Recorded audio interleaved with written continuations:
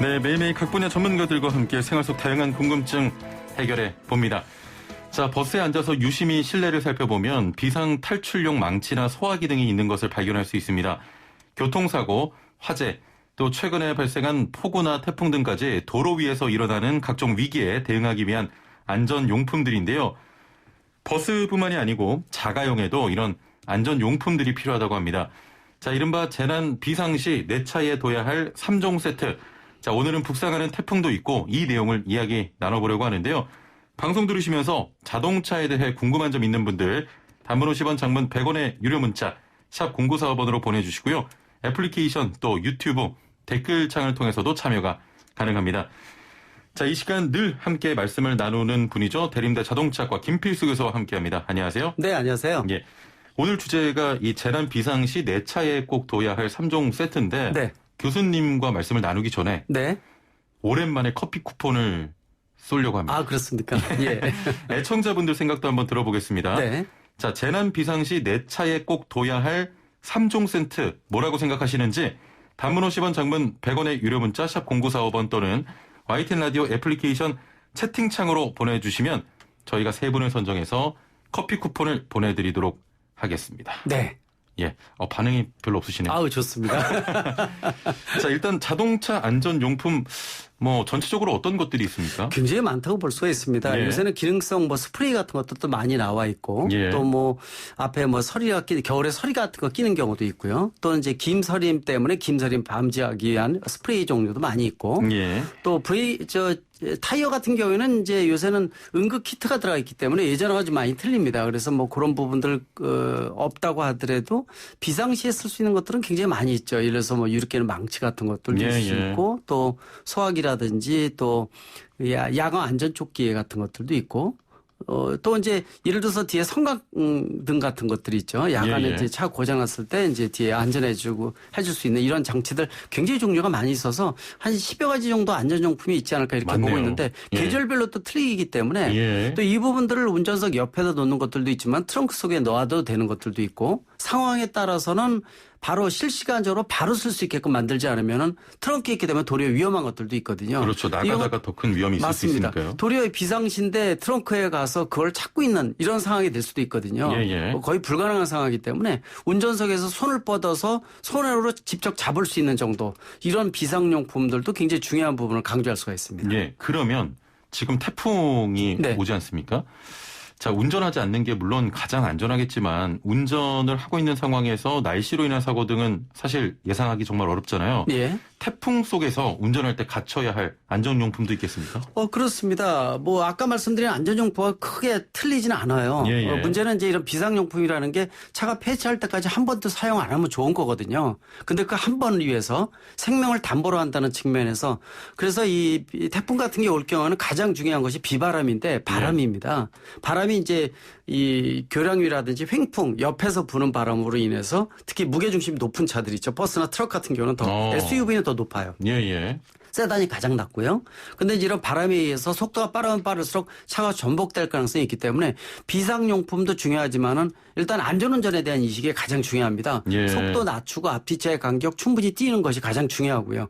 혹시라도 문제가 생겼을 때는 비상용품을 어떻게 사용할 것인지 예전에도 아마 부산 쪽도 그렇고 비가 와서 몇 명이 사망사고가 생겼는데 차가 바깥에 30cm 이상 물이 차게 되면은 이 안에서 문을 밀더라도 창문이 열리질 않거든요. 압력 때문에. 이때 제일 중요한 부분들은 창문을 깨고 탈출을 해줘야 돼요. 그렇죠. 근데 깰 수 있는 방법이 유리 깨는 비상망치가 있다든지 아니면은 머리 받침대를 빼서 뒤에 있는 이 새 날을 이용해서 깬다든지 심지어는 이제 하이힐을 이용해서 깬다 이런 얘기 많이 있는데 하이힐 가지고 깨는 거 거의 불가능하다 보시면 되고요. 그다음에 머리 받침대도 제가 말씀은 드리지만은 남성 같은 경우에 가슴에 안고 있죠. 수직으로 해서 몸으로 때려야 되는데 이게 잘 안 깨집니다. 그러니까 제일 좋은 방법은 유리 깨는 비상망치가 있으면 되는데 근데 시중에서 돌고 있는 비상망치 3개 중에서 2개가 불량인 거 아세요? 그렇습니까? 유리가 안 깨지고요. 앞에 새가 뭉툭해집니다. 그러니까 쇠붙이를 쓰는 게 아니라 유리 깨는 비상망치 앞부분의 모서리는 꼭 텅스텐을 써줘야 돼요. 그러니까 텅스텐을 안 쓰고 싸구려로 만들다 보니까 이제 이렇게 나오는 경우도 있어서 심지어는 유리 깨는 비상망치에 목이 부러집니다. 아, 그렇습니까? 예. 그리고 이제 더욱이 이제 이 요새는 유리 바깥에다가 썬팅을 많이 입혀놨기 때문에 틴팅이죠. 그러니까 유리가 더 안 깨지기 때문에 그래서 유리깨는 비상망치도 정상적으로 제대로 작동하는 거. 그리고 차고 혹시 전복이 되면 몸의 균형이 잃어버린 상태에서 유리를 깨야 되기 때문에 더더욱 힘이 많이 들어가서 힘이 든다는 거거든요. 또 유리 깨는 방법도 예를 들어서 버스 같은 경우에는 유리가 굉장히 큰데 가운데 부위는 때리면은요.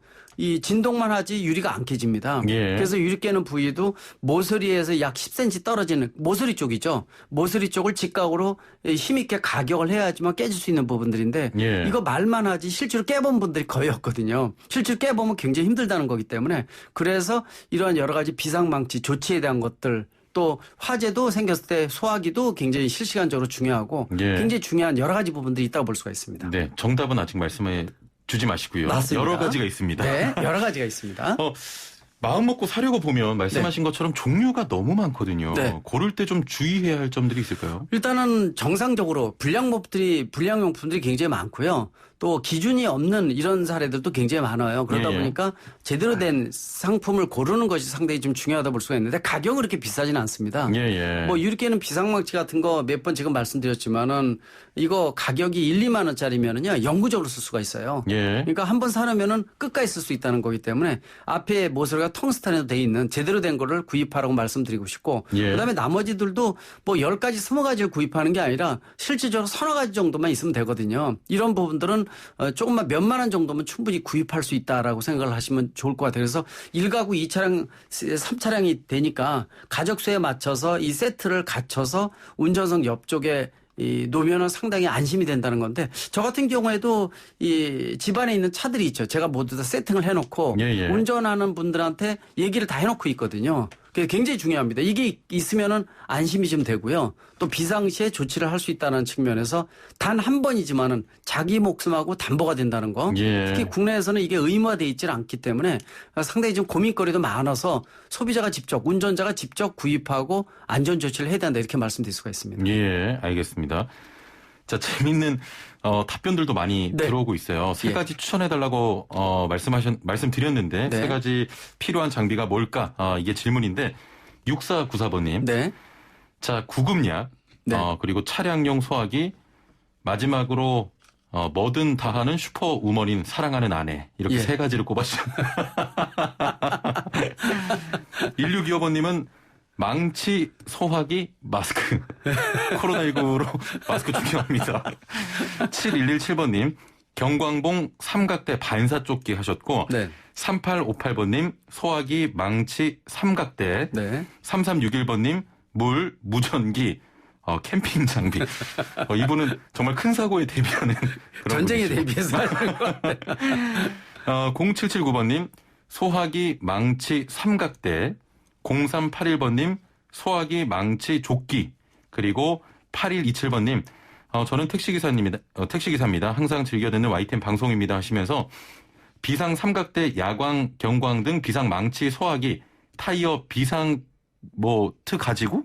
예, 비상트 가지고? 비상 키트일 겁니다. 네, 비상 키트. 응급용 키트라고 보시면 될 것 같아요. 이렇게 여러 개를 뽑아주셨는데, 이 중에 뭐 3개 다 정답을 말씀하신 분이 계십니까? 있습니다. 여러 분 계세요. 여러 분 계십니까? 네네. 예. 그러면 뭐 정답을 좀 말씀을 드려볼까요?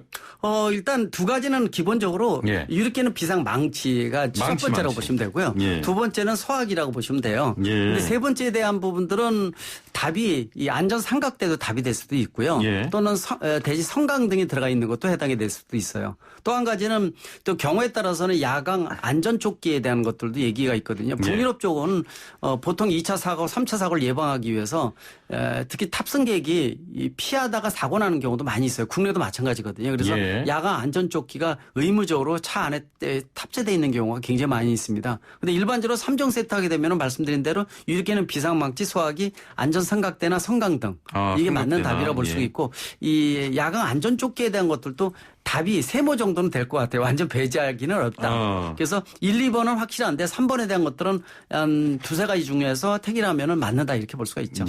네. 코로나19 때문에 마스크도 정말 중요합니다. 그거 뭐라 그럴 수가 없을 것 같아요. 제일 중요한 부분인 것 같습니다. 지금 코로나19로 인해서 어느 때보다도 심각성이 크기 때문에 마스크가 더 중요하지 않나 이런 생각도 가질 수가 있어요.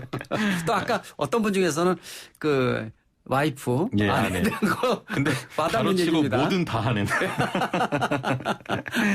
알겠습니다. 네. 자, 뭐 밖에서 정답 3분을 추려 주실 거고요. 저희가 3분 추첨을 통해서 커피 쿠폰을 증정해 드리도록 하겠습니다. 네. 자, 지금부터는 자동차 상담을 좀 진행을 해볼 건데요. 먼저 애플리케이션 댓글창으로 용복이 바보님께서는 포터2입니다. 네. 어제 하루 운행을 안 하고 아침에 운행을 하니까 쇠 갈리는 소리가 나서 카센터를 가려고 10분 정도 운행하니까 소리가 다시 안 납니다. 왜 그런 걸까요? 18만 5천 킬로미터 탔습니다. 제동 브레이크 쪽에서 낫다고 보시면 될 것 같아요. 예. 하루 이틀 정도 안 하게 되면은 특히 이제 물이 묻어 있는 상태에서는 약간 녹이 이렇게 생기는 경우도 있어요. 그리고 마찰 부위가 식어 있는 상태이기 때문에 근데 이게 하루 이틀 운행을 안 하다 운행을 했을 때 소리가 한 5분 10분 후에는 차가 열이 생긴 다음에 없어지는 경우 많이 있는데 이거는 예전에도 말씀드렸을 거예요. 이거는 절대로 문제가 있는 건 아니다. 예. 브레이크 제동 패드나 라이닝 쪽에는 마찰에 의해서 이런 부분들이 열이 많이 발생할 때까지는 약간의 어느 정도는 소리가 나고 쇠가 갈리는 소리가 날 수가 있어요. 근데 조금 있다 없어지는 것은 정상적인 부분이니까 특별히 문제는 없고 이거를 항상 강조드리는 게 항상 소리가 난다 할 때는 문제가 있는 거거든요. 예. 또 겨울철 추울 때는 항상 난다든지 이것도 좀 문제라고 볼 수 있고요. 그러나 처음에 운행할 때 또 하루 이틀 정차된 상태에서 며칠 후에 끌었을 때는 약간 소리가 나다 안 나는 거 괜찮으니까요. 그냥 모셔도 괜찮을 것 같습니다. 예. 네. 그래도 큰 문제는 일단 문제는 없어 없습니다. 보입니다. 일단 이런 부위는 라이닝이나 패드가 마모가 많이 됐다든지 또는 예를 들어서 이 라이닝 디스크 자체가 이 편마모가 일부 생겼다든지 예. 또는 면이 좀 까칠까칠하다든지 예를 들어서 평평하게 만들어줘야 되는 이런 부분도 필요하건데 예. 특별히 소리가 많이 나지 않으면요 특별한 문제는 없다 이렇게 보셔도 될 것 같습니다. 예, 알겠습니다. 3562번님, 오르막을 오를 때 엑셀을 계속 밟고 있다가 살짝 뛰었다 다시 밟아주면 RPM이 조금 떨어졌다 올라가면서 차가 힘을 받고 올라가는데 어느 날 갑자기 그 방법을 반복했더니 차가 갑자기 울컥하면서 계기판에 엔진 모양의 체크등이 계속 들어와 있습니다. 어떤 게 문제일까요? 하셨네요. 이건 운전 방법을 좀 개선하셔야 될 것 같아요. 운전 방법이 문제입니까? 그래서 등판이 있는 언덕 같은 데서 일부러 차를 세워서 내 차를 테스트한다 그래가지고 가속 페달 계속 밟아서 급가속해서 올라가시는 분이 있거든요. 근데 차가 힘이 낼 수 있는 부분들과 가속 페달을 밟아서 내는 힘 사이에는요 균형이 존재를 해야 되는데 너무 가속 페달을 세게 밟으면은 엔진이 힘을 못 받치기 때문에 노킹 현상이 생길 수가 있어요. 드르륵 걸리거든요. 이때는 차가 무리가 가기 때문에 엔진 경고등이 불이 들어왔다 나갔다 막 그러는 경우도 있습니다. 그러니까 이런 경우에는 언덕에 올라갈 때 언덕이 보인다 그러면은 가속 페달을 밟아서 탄력을 받은 다음에 치고 올라가는 게 제일 좋습니다. 그런데 언덕 중간에 서는 거는 차가 앞에 서 있어서 어쩔 수 없이 섰다가 언덕에서 올라가는 경우는 어쩔 수 없는데 그때도 너무 가속 페달 급가속하지 마시고요. 어느 정도 쭉 밟으시게 되면은 탄력을 받으면서 또 엔진의 힘과 가속 페달을 밟는 힘의 균형이 생기면서 타고 올라가는데 그렇지 않은 경우에는 지금 말씀드린 것과 같이 엔진 경고등이 뜰 수가 있습니다. 이거는 노킹 현상인데 이게 나쁜 게 아니라 정상적인 부분이라고 보시면 될 것 같아요. 근데 이게 이제 예전에는 괜찮다가 몇 년 끌다가 이런 현상이 생긴다라는 얘기는 차의 시스템에 약간의 문제는 생기는 거니까 뭐 카본 제거라든지 차에 대한 엔진에 대한 어떤 전체적인 점검 같은 것도 필요하지 않나 이렇게 보고 있는데 일단 운전 습관 자체가 이 방법은 별로 좋은 방법은 아닙니다. 일단 운전 습관을 좀 고치시는 맞습니다. 게 좋겠습니다. 8656번님. 에어컨 외부 흡입구에다 탈취제 뿌려서 냄새를 좀 잡으려고 하는데요. 효과가 있을까요? 하셨거든요. 효과 있습니다. 대신 이제 차 바깥에 엔진 보닛 위쪽에 공기 흡입하는 쪽에다가 뿌리셔야 되고요. 또 안에다가 외부 유인 모드로 해놓으셔야 돼요. 실내 순환 모드로 해놓게 되면 의미가 없습니다. 외부 유인 모드로 해놓고 안에서 바깥에서 스프레이 쪽 뿌려주게 되면은 탈취 또 냄새라든지 또 공기가 들어오는 라인 자체의 곰팡이나 이런 거 제거할 수가 있거든요. 혹시 모르시게 되면은 정비업소에서 물어보셔도요. 정확히 서비스를 해주거나 가르쳐주기도 하거든요. 그래서 말씀드린 대로 탈취에 대한 것들은 에어컨 필터를 바꿔준다든지 또는 바깥에 들어오는 공기의 라인 자체를 곰팡이나 여러 가지 탈취제를 통해서 냄새를 없애준다든지 또 바닥에 있는 매트의 청소를 통해서 이 3박자 3가지가 맞아야지만 실내의 공기질을 완전히 개선할 수가 있으니까 3가지 한꺼번에 해주는 것도 좋다고 보고 있습니다. 필터는 어느 정도마다 갈아야 됩니까? 필터는 보통 1년에 한 2번에서 3번 정도 갈아주시면 될 것 같아요. 그래서 봄하고 가을 정도에 갈아주시는 분들이 많이 있는데 1년에 한 15,000km 끈다 그러면은 보통 한 7, 8,000km 한번 가시는 게 일반 보편적이고 왜냐하면 요새는 미세먼지나 초미세먼지까지 갈아주는 이런 에어컨 필터 같은 경우는 가격이 1, 2만 원 정도 고가거든요. 수만 원 정도 들어가니까 소비자 입장에서 부담이 되니까 1년에 2번 정도면 좋을 것 같습니다. 알겠습니다. 자, 이야기 여기까지 나눠보고요. 당첨자는 3858-0779-8127번님, 한 분 더 계시네요. 7479번님 네 분께 커피 쿠폰 드리도록 하겠습니다. 네. 오늘 말씀 감사합니다. 네, 고맙습니다. 네, 지금까지 대림대 자동차과 김필수 교수와 함께했습니다.